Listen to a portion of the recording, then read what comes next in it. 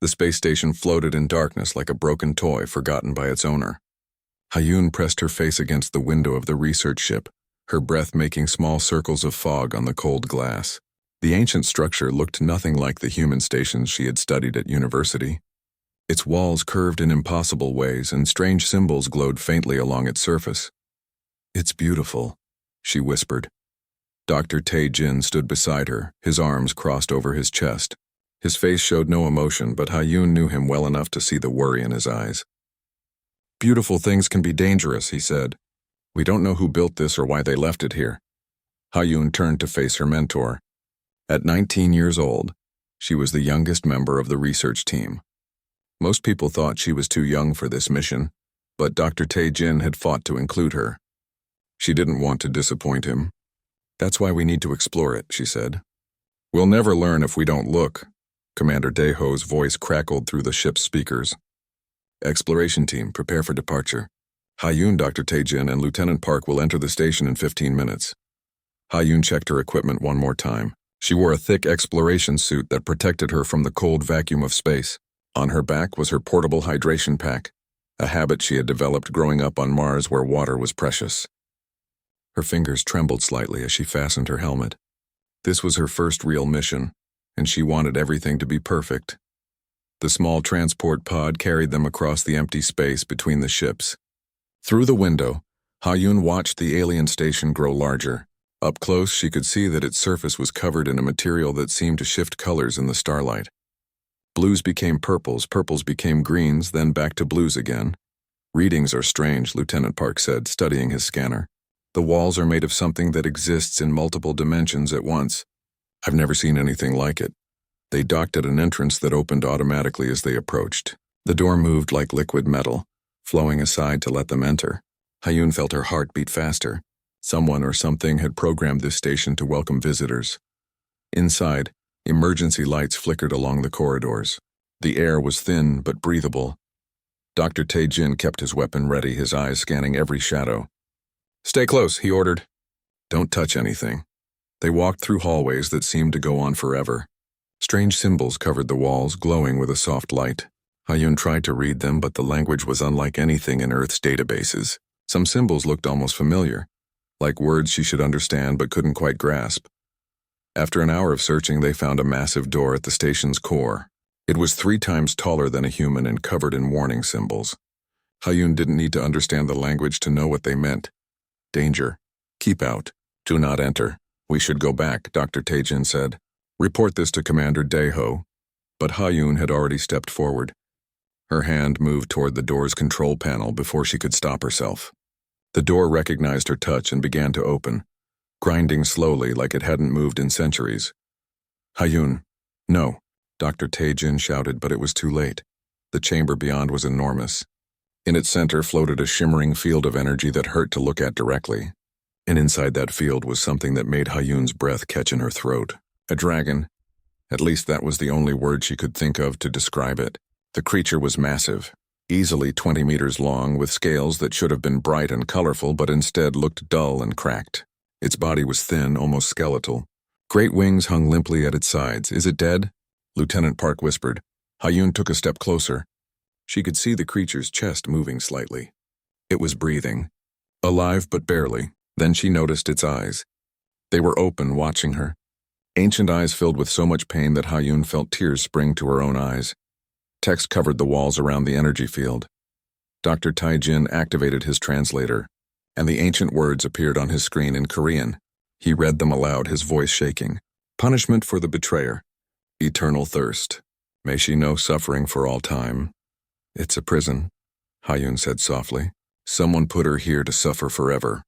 The dragon's eyes followed Hayun as she moved around the field.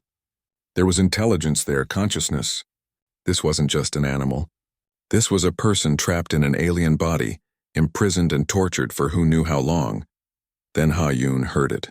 A voice in her mind so weak she almost missed it. Just one word repeated over and over like a prayer. "Water, water, water." She stumbled backward, her hand going to her head. "Did you hear that?" she asked the others. Dr. Tae-jin and Lieutenant Park looked at her with concern. "Hear what?" Dr. Tae-jin asked. The voice, She's asking for water. Ha-Yun looked at the dragon again. The creature's eyes were locked on hers, pleading silently. We're leaving, Dr. Taejin said firmly. Now, this is beyond our mission parameters. He grabbed Ha-Yun's arm and pulled her toward the door. Back on the research ship, Commander Daeho called an emergency meeting. The entire crew gathered in the briefing room. Images of the dragon appeared on the main screen. Commander Daeho stood with his hands behind his back, his expression serious. This creature represents either a threat or an opportunity, he said. We need to study it carefully. Find out what it is, what it can do, and how we can use it. Use it? Ha-Yun couldn't help herself. Commander, that's a living being in there. She's suffering. Commander Daeho's eyes were cold. It's an alien entity of unknown origin and capability. Until we know more, no one is to approach it. That's an order. Dr. Taejin placed a hand on Ha-Yun's shoulder, warning her to stay quiet. She bit her lip and said nothing more, but inside her mind was racing. That night, Ha-Yun couldn't sleep. She lay in her bunk, staring at the ceiling. Every time she closed her eyes, she saw the dragon's face. Those ancient, suffering eyes. The silent plea for help. The voice in her mind that wouldn't stop. Water, water, water. She thought about the text on the walls. Punishment for the betrayer. What had this creature done to deserve such cruelty? And who had the right to decide that anyone should suffer forever? At 3 in the morning, Ha-Yun made her decision. She got up quietly and put on her exploration suit. She grabbed her hydration pack and checked that it was full. Then she slipped out of her quarters and made her way to the transport pod. The station was dark and quiet when she arrived. Her footsteps echoed in the empty corridors as she made her way back to the central chamber. Her hands were shaking, but she forced herself to keep moving. The dragon was exactly as she had left it, suspended in the energy field. But as Ha-Yun entered, those ancient eyes opened and focused on her immediately. The telepathic voice grew stronger, more desperate. Please, I beg you, human, water, please. Ha-Yun stood before the shimmering field, her hydration pack in her hands. She knew she was breaking direct orders. She knew this could end her career before it even started. She knew Dr. Taejin would be disappointed. Commander Daeho would be furious. But none of that mattered. What mattered was the suffering creature in front of her, begging for the most basic necessity of life. What kind of person would she be if she turned away? Ha-Yun took a deep breath and stepped closer to the energy field. The dragon's eyes never left hers, and in them she saw something she hadn't noticed before. Hope. For the first time in what might have been centuries, the dragon had hope. Ha-Yun's fingers moved carefully over her portable scanner, studying the energy field that imprisoned the dragon. The field hummed with power, creating waves of light that made her eyes water. She had studied quantum physics at university, but this technology was far beyond anything humans had created. The dragon watched her work, those ancient eyes following every movement. The telepathic voice had grown quieter, as if the creature was saving its strength. But Ha-Yun could still feel the desperate hope radiating from the imprisoned being. I'm going to help you, Ha-Yun whispered. Just hold on a little longer. She worked for almost an hour, analyzing the field's structure. It was designed to be perfect, unbreakable, but Ha-Yun had learned during her engineering studies that nothing was truly perfect. Every system had a weakness. She just needed to find it. Finally, she found what she was looking for, a tiny fluctuation in the field's lower section, barely noticeable. The energy there was slightly weaker than the rest. Not weak enough to break through, but perhaps weak enough to create a small opening.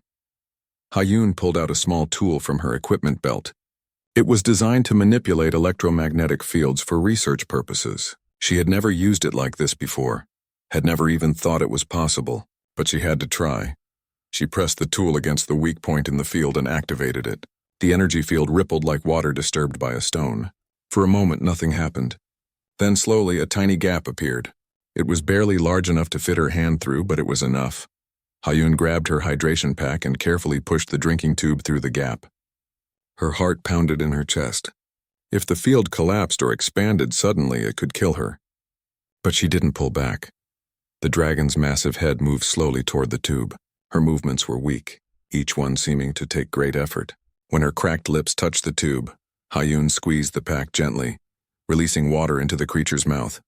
The effect was immediate and magical. The moment the water touched the dragon's tongue, her scales began to glow. Faint at first, just a dim light beneath the dull surface, but as she drank more, the light grew stronger. Colors appeared that Hayun had no names for, beautiful shades that seemed to come from another dimension. Then the telepathic voice returned, but this time it wasn't just a single word. It was a flood of emotion and thought that nearly knocked Hayun off her feet, gratitude so deep it brought tears to her eyes, relief so powerful it made her knees weak, and underneath it all a profound sense of wonder. "Thank you," the dragon's voice whispered in her mind. "Thank you, little one. You cannot know what you have done. Who are you?" Hayun asked softly. "What happened to you?" The dragon's eyes closed for a moment, and then Hayun's mind filled with images. She saw a great civilization of dragon-like beings, living in harmony on a beautiful world. She saw magnificent cities that floated in the sky, powered by technology that worked with nature instead of against it. She saw the dragon, younger and vibrant, studying ancient texts in a vast library. "My name is Velshara," the voice said. "I was a keeper of knowledge, a seeker of peace. My people, the Krethis, we were once wise. But wisdom can be forgotten in the pursuit of power."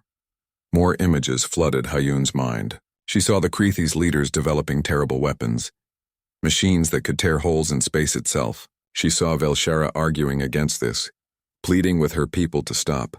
And then she saw the moment of betrayal. Velshara had tried to destroy the weapons to save countless innocent lives across the galaxy. But her own people had caught her. "They called me a traitor." Velshara's voice was filled with old pain. "They said I betrayed my people for the sake of strangers, but I could not stand by and watch them become monsters. So they made me into a warning. They put me in this prison designed to keep me alive but suffering for all eternity. The thirst, it never ends. Every moment is agony. How long?" Hayun asked, though she wasn't sure she wanted to know the answer. 847 years, Velshara replied. 847 years of endless thirst. Until you came, Hayun felt sick. Nearly 9 centuries of torture. No living thing deserved that, no matter what they had done. But Velshara hadn't even done anything wrong. She had tried to stop a war, tried to save lives. Suddenly alarms began to blare throughout the station. Red lights flashed in the corridors outside. Hayun's heart jumped into her throat. Someone had discovered she was here. "Hayun." Dr. Taejin's voice echoed through the chamber as he ran through the door. Commander Daeho was right behind him, his weapon drawn. "Step away from that thing," Commander Daeho shouted. "Now!" Hayun pulled the hydration tube back through the gap in the energy field. The small opening she had created began to close immediately. She turned to face her commander and mentor, her hands raised. "I can explain," she started. "Explain?" Commander Daeho's face was red with anger.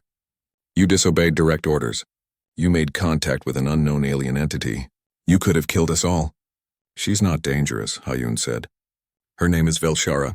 She's been imprisoned here for almost 900 years. She was suffering and I had water. It was that simple." Dr. Taejin's expression was harder to read. He looked at Hayun with a mixture of disappointment and something else. Maybe understanding. "How do you know she told you the truth?" he asked quietly. "How do you know this isn't a trick?"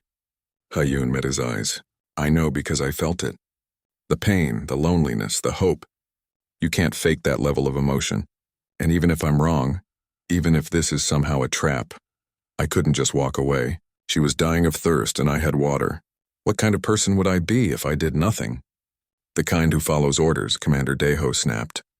"The kind who thinks about the safety of the entire crew instead of her own feelings." He turned to 2 security officers who had followed him in. "Arrest her. Take her to the brig." As the officers grabbed Hayun's arms, she looked back at Velshara one last time. The dragon's eyes were still glowing faintly from the water she had received. Their eyes met, and Hayun felt a wave of gratitude wash over her mind. "Seal this chamber," Commander Daeho ordered. "I want full containment protocols in place. And get our scientists working on that energy field. If we can understand how it works, we might be able to develop new containment technology for hostile entities." "You're going to study her like she's an object," Hayun said, struggling against the officer's grip. "She's a person. She feels pain. She's an unknown alien," Commander Daeho replied coldly. "And until we know more, she stays in that field." The officers dragged Hayun out of the chamber. She watched the door close behind her, sealing Velshara back in her prison. But just before the door shut completely, she heard Velshara's voice one more time in her mind. "You showed me kindness when you had nothing to gain, little spark. I will remember this. Your people, they are not what I expected. There is something special in you, In your species, something my people lost long ago, I will not forget. In the brig, Hayun sat on the hard bench and stared at the wall. She had lost everything. Her career was over before it had really begun. Dr. Tai Jin probably hated her. Commander Daeho would make sure she never worked in space exploration again. But when she closed her eyes, she saw Velshara's scales beginning to glow again. She felt the dragon's gratitude pure and overwhelming, and she knew, deep in her heart, that she had made the right choice. Some things were more important than careers or rules. Compassion, kindness, seeing suffering and choosing to help even when it cost you everything. That was what it meant to be human. That was what it meant to be Hayun. And somewhere in the sealed chamber, an ancient dragon who had given up hope 800 years ago now felt something she thought she would never feel again. She felt that maybe, just maybe, not all mortal species were the same. Maybe these humans were different. Maybe they were special. Hayun had been in the brig for 6 hours when the station began to shake. At first it was just a small tremor, barely noticeable, but within minutes the entire structure was vibrating like it was coming alive. Alarms blared throughout the ship. Red emergency lights painted everything in shades of blood. Through the small window in her cell door, Hayun could see crew members running past, their faces tight with panic. "What's happening?" she shouted, but no one stopped to answer. Then Velshara's voice filled her mind, stronger than before. "The water you gave me, little spark. It has begun to restore my strength. The station, it recognizes me. It is waking up." "What do you mean, waking up?" Hayun pressed her hands against the cell door. "This station is not just a prison," Velshara explained. "It is a guardian. It was designed to protect me from rescue attempts. Your people have been here for days studying me, trying to break the energy field. The station sees them as threats." Hayun's blood ran cold. "It's going to attack them?" "It already has begun," Velshara said sadly. The lights in the corridor suddenly changed from red to a deep purple. The walls themselves began to glow with strange symbols. Hayun watched in horror as energy started to crackle along the ceiling and floor. A security officer ran past her cell, then suddenly stopped in his tracks. He floated into the air, suspended by invisible force. His eyes were wide with terror, but he couldn't move or speak. After a moment, the force gently set him down in a side corridor, then sealed the door behind him. The station wasn't trying to kill them. It was trying to contain them. Commander Daeho's voice crackled over the ship's communication system. "All personnel fall back to the research ship. Repeat, evacuate the station immediately. Weapons are ineffective." Hayun heard the sounds of people trying to escape, but the station's defenses were too sophisticated. Doors sealed randomly. Corridors shifted and changed. Gravity reversed in some sections, making movement impossible. The ancient alien technology was playing with them like a cat with mice. "Velshara, please," Hayun begged. "Tell it to stop. These people are not trying to hurt you. They're just afraid." "I cannot control the station," Velshara replied. "I am its prisoner, not its master. It follows protocols set down centuries ago. The only way to stop it is to convince it that your people are not threats." "How do I do that?" There was a pause, and Hayun could feel Velshara's uncertainty. "You must come to me. The station recognizes you as different from the others. You offered kindness, not harm. If you can reach my chamber, I can show the station through our connection that not all your people are enemies." The lock on Hayun's cell clicked open. She stared at the door in surprise. "Did you do that?" "The station did," Velshara said. "It remembers you. It knows you brought water to its charge. Come quickly, little spark, before someone gets hurt." Hayun pushed the door open and stepped into the chaotic corridor. The station seemed to recognize her immediately. The purple energy that crackled along the walls parted around her like water around a stone. Sealed doors opened at her approach, then closed behind her. She ran through the twisting corridors, following Velshara's telepathic guidance. Behind her, she could hear Dr. Tai Jin's voice calling her name, but she couldn't stop. She had to reach the central chamber. When she burst through the chamber door, she found Commander Daeho and a team of soldiers already there. They had set up weapons aimed at the energy field, trying desperately to break through, but their attacks just bounced off harmlessly. "Commander, stop," Hayun shouted. "You're making it worse." Commander Daeho turned to her, his face a mixture of anger and fear. "The station is trying to kill us. We need to neutralize the source." "It's not trying to kill you," Hayun said, walking past him toward the energy field. "It's protecting her, and the more you attack, the more it will defend. She stood before the shimmering field looking up at Velshara. The dragon's eyes glowed with inner light brighter than before. The water Hayun had given her was still working, slowly restoring the ancient being's strength. "Show them," Hayun said softly. "Show them what happened. Show them why you're here." Velshara's consciousness expanded outward, and suddenly everyone in the chamber could see what Hayun had seen. The telepathic images flooded their minds. The beautiful Krethis civilization.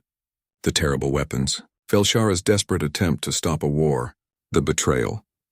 The imprisonment. 847 years of endless suffering. The soldiers lowered their weapons.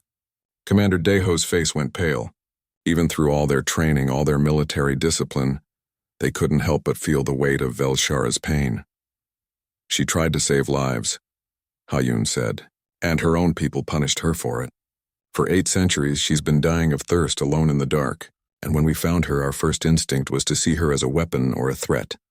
Dr. Taejin entered the chamber, breathing hard from running.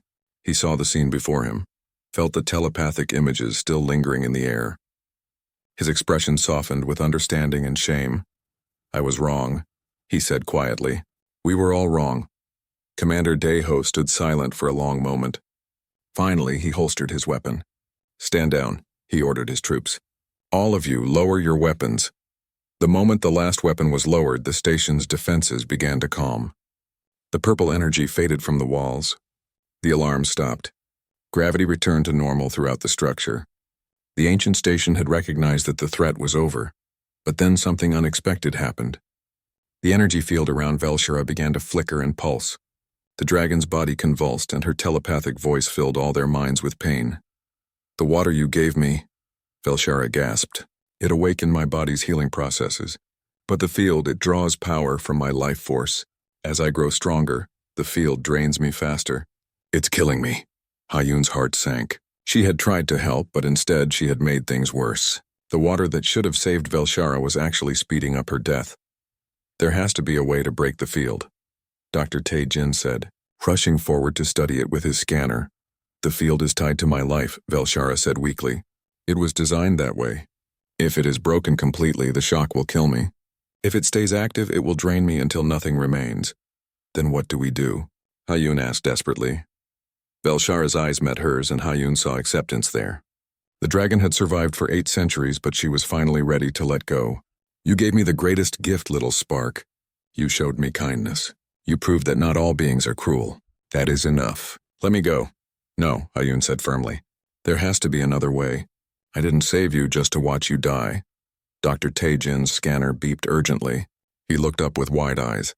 "Wait, I found something in the station's database. There's a Krethis healing ritual.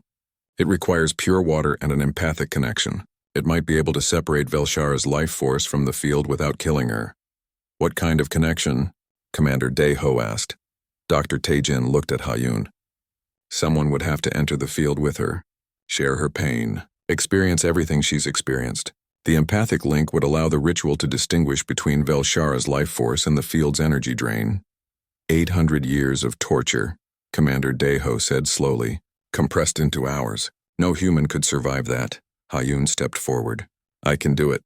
"Hayun, no," Dr. Taejin grabbed her arm. "It would destroy your mind. The pain alone would kill you." She looked at Velshara, at the ancient being who had suffered for so long. Then she looked at her mentor and smiled. "Maybe, but maybe it won't, and we'll never know unless we try." Dr. Taejin worked frantically to prepare for the ritual. He set up monitoring equipment around the energy field, while other crew members brought containers of pure water. The ritual instructions from the Krethis database were complex, written in a language that took their computers several minutes to translate properly. Hayun sat quietly in the corner, preparing herself mentally for what was to come.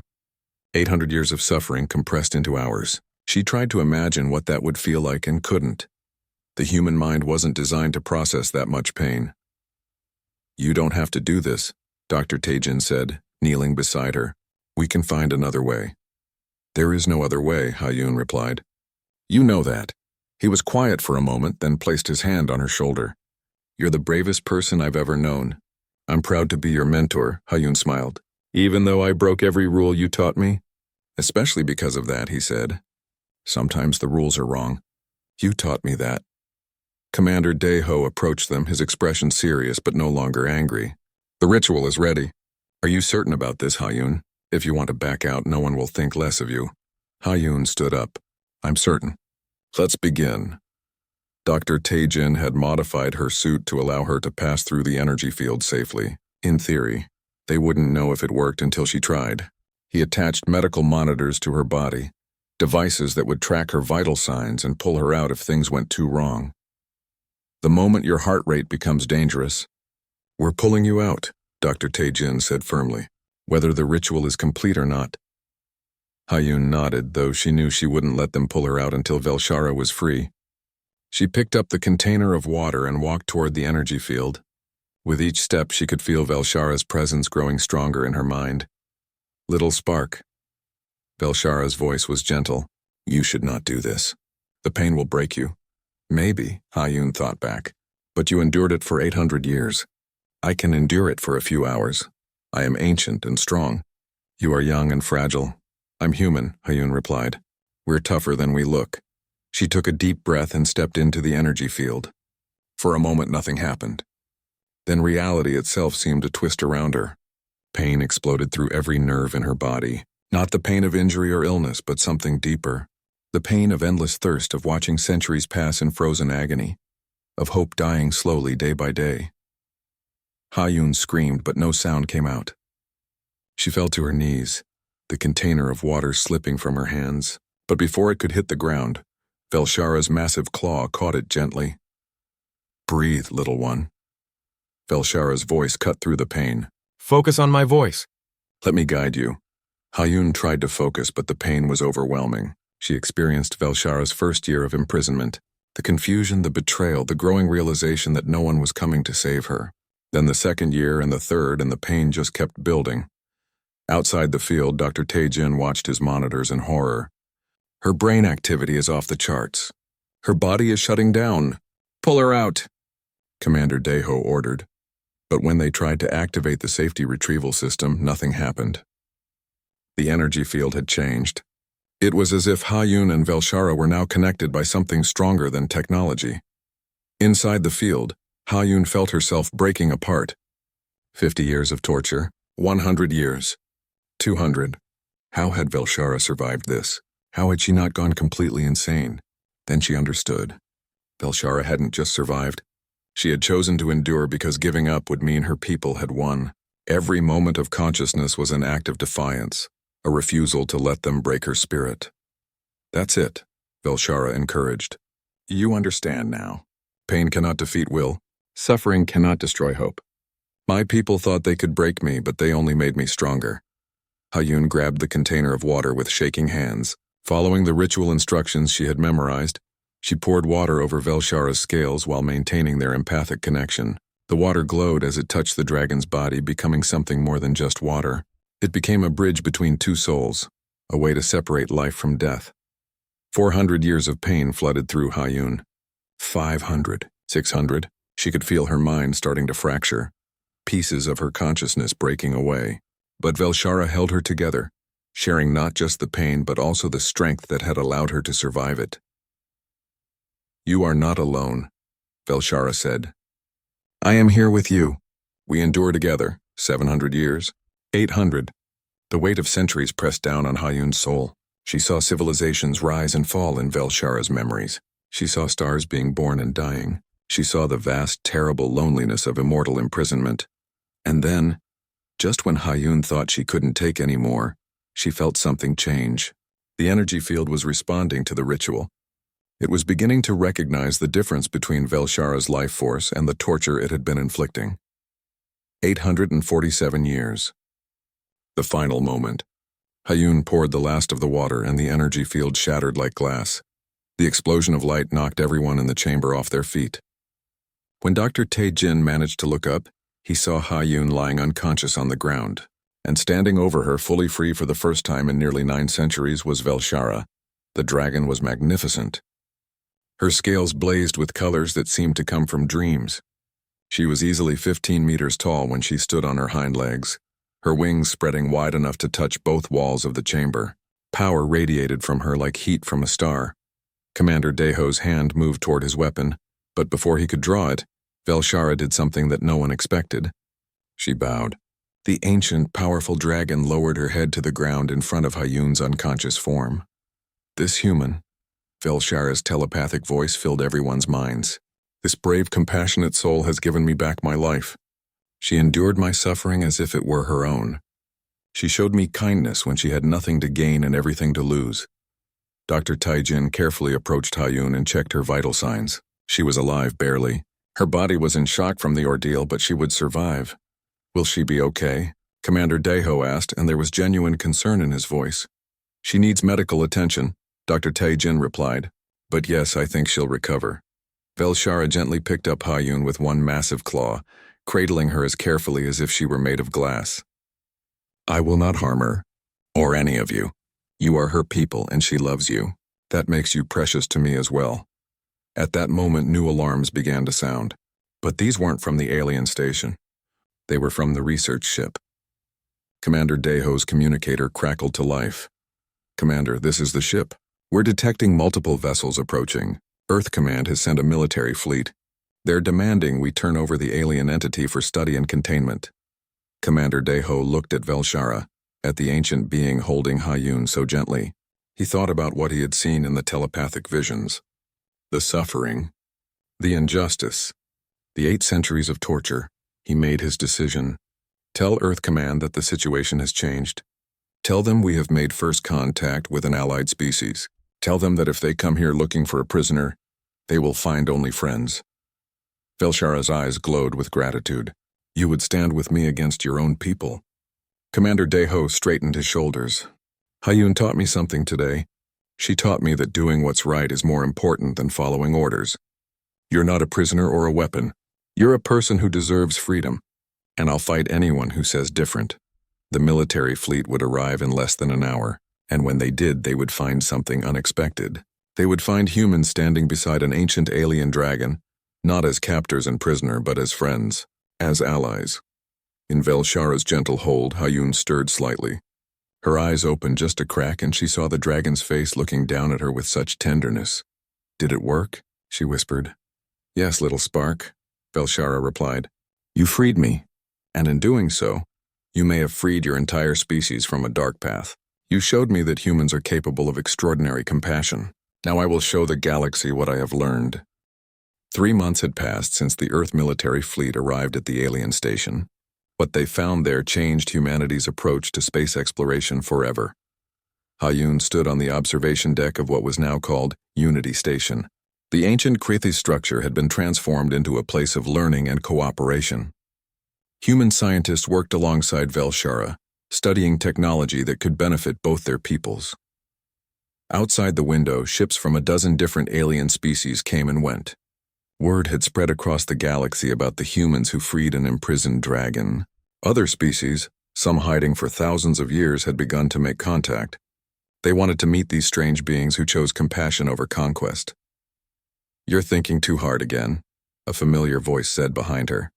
Hayun turned to see Dr. Taijin approaching with 2 cups of tea. She accepted one gratefully. Just remembering how different things were 3 months ago, Dr. Taijin smiled. You mean when you were breaking every rule I taught you? Some rules need to be broken, she replied. Indeed they do. He looked out at the busy station. The university wants you back, you know. They want to offer you a full professorship. Youngest in their history. Hayun shook her head.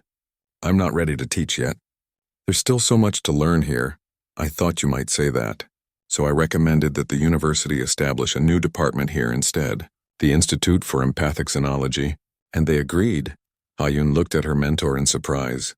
They're going to teach empathy as a science? You proved it works better than weapons or fear. Students will learn that understanding begins with compassion. That the first question when meeting a new species shouldn't be, are they a threat? But are they suffering? They were interrupted by Commander Deho, who now wore a very different expression than he had 3 months ago. Hayun, Velshara is asking for you. She says it's important. Hayun made her way to the central chamber, which had been converted into a meeting hall. Velshara waited there, her magnificent form now fully restored. Her scales shimmered with health and her eyes were bright with intelligence and kindness. Little spark, Velshara greeted her warmly. Come, I have something to show you. The dragon activated a holographic display. Images appeared in the air showing distant star systems. For 3 months I have been searching, using the station's ancient sensors to scan the galaxy. And I have found them. Found who? Hayun asked. My people. Other Krethis who were placed in stasis before our civilization fell. They are scattered across dozens of worlds, hidden and forgotten. But they are alive. Hayun felt tears spring to her eyes. Velshara, that's wonderful. You're not alone anymore. I was never alone, Velshara said gently. Not after you found me. But yes, knowing others survived, it brings me great joy and great responsibility. The dragon's expression grew serious. My people made terrible mistakes. We built weapons that destroyed worlds. We let pride and fear turn us into monsters. If I wake them, I must ensure they do not repeat those mistakes. You want to rebuild your civilization? Hayun said, but differently this time. Yes, and I was hoping you would help me. You and your people. Show us how to value compassion over power, how to see strength and kindness instead of weapons. Hayun thought about it. The Krethis had once been a threat to the entire galaxy, but with guidance, with the lessons humanity had to offer, they could become something better. They could become allies. Of course we'll help, Hayun said. That's what friends do. Over the following weeks, expeditions were planned to locate and wake the sleeping Krethis. Each mission would include both humans and Velshara, ensuring that the first thing the awakened dragon saw was cooperation between species. Meanwhile, more alien species continued to arrive at Unity Station. Some were curious, others were cautious, but all of them had heard the story of Hayun and Velshara, the human girl who gave water to a dying dragon, the act of simple kindness that changed the galaxy. One day, an ambassador from a species called the Telvanni requested a private meeting with Hayun. They were tall, crystalline beings who communicated through light patterns. For 10,000 years we have hidden from other species, the Telvanni ambassador explained. We watched as civilizations rose and fell through conquest and war. We believed that violence was the nature of all young species. But you were wrong, Hayun said quietly. Yes. You humans, you are different. You found an enemy and made her a friend. You saw suffering and responded with compassion. You chose mercy when power was within your reach. This is unprecedented. The ambassador's light patterns shifted to show something like hope. We would like to establish formal diplomatic relations with humanity. And we would like to learn from you. Teach us how you maintain this compassion even as you grow stronger. Similar requests came from other species. The galaxy was waking up to a new possibility. Maybe different species didn't have to fight. Maybe they could work together instead. 6 months after the discovery of the alien station, Hayun found herself standing before the Galactic Council. It was a gathering of representatives from 20 different species. Meeting for the first time in recorded history, Velshara stood beside her, a symbol of redemption and second chances. Dr. Tae-Jin and Commander Dae-ho represented Earth's government. And together they proposed something that had never existed before.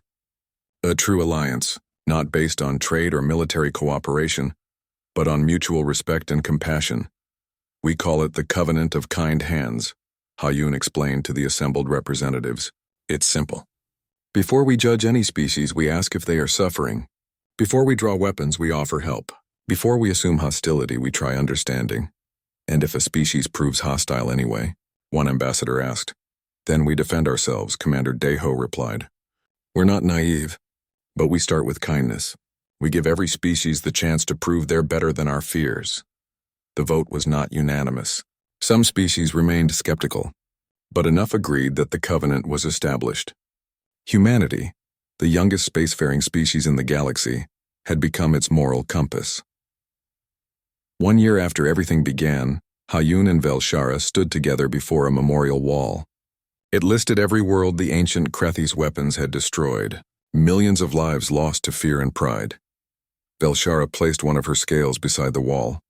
The crystalline scale began to project images of those lost worlds, showing them as they had been before destruction, beautiful and full of life. I cannot undo the past, Velshara said. My people's crimes cannot be forgiven or forgotten, but with your help perhaps we can ensure such tragedies never happen again. Hayun touched the scale gently. All I did was give you water. That's all it was. No, little spark. Velshara's voice was warm with affection. You gave me something far more precious than water. You gave me hope. You saw a suffering creature and responded with kindness. You asked for nothing in return. That simple act, it showed me that the universe still has goodness in it. Hayun looked out at Unity Station, bustling with life from dozens of species. Humans worked alongside aliens who had once hidden in fear. Scientists shared knowledge freely. Children from different worlds played together in the gardens. My people aren't perfect, Hayun said. We make mistakes. We have wars and conflicts. We struggle with fear and prejudice just like everyone else. But you try, Velshara replied. You choose compassion even when it's hard. Even when it costs you. That is your strength. That is why the galaxy needs you. As the sun set on Unity Station, casting long shadows across the memorial wall, Hayun thought about how much had changed. A year ago, she was just a student trying to prove herself. Now she was part of something bigger, something that might change the future of the entire galaxy. And it all started with something so simple, a drink of water, a moment of kindness, proof that sometimes the smallest gestures can have the biggest impact. Velshara spread her wings wide, and her scales caught the fading light, creating rainbows that danced across the memorial wall. I spent 800 years in darkness, she said. I thought I had seen the worst that life could offer. But you, Hayun, you showed me the best. You reminded me that kindness exists, that mercy matters, that compassion is not weakness but the greatest strength of all. Hayun smiled. I'm just glad you're free. I'm glad you're here. I am here because of you, Velshara replied. And because of you, my people will have a second chance. The galaxy will have a second chance. All because one human girl saw suffering and chose to help. As night fell fully, the memorial wall's holographic displays showed not just the worlds that were lost, but new worlds being born, life continuing, hope growing. And at the center of it all was a simple truth that Hayun had always known.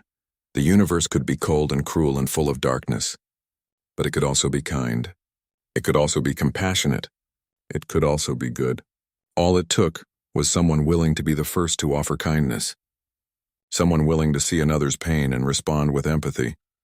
That was humanity's gift to the galaxy, not advanced technology or military might, but the simple, powerful belief that every life mattered, that suffering should be eased when possible, that strangers could become friends, that enemies could be redeemed. And it all started with a girl, a dragon, and a drink of water.